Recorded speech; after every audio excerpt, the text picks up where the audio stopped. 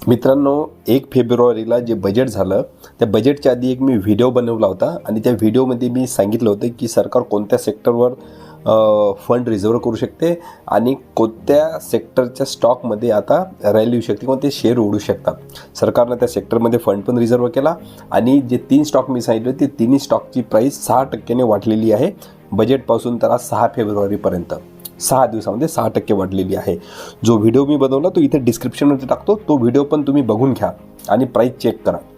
मित्रांनो, हा काही योगायोग नाही किंवा जादू नाही, हा फक्त डीप रिसर्च ॲनालिसिसचा भाग आहे।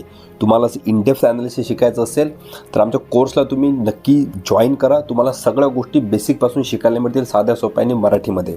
आणि जर तुम्हाला जर सोमवारसाठी जर स्टॉक पाहिजे तर चॅनलला सबस्क्राईब करून ठेवा। रविवारी रात्री 8 वाजता व्हिडिओ होईल, म्हणजे व्हिडिओ तुम्ही मिस करणार नाही। सबस्क्राईब करा, लाईक करा आणि कमेंट करा। थँक्यू।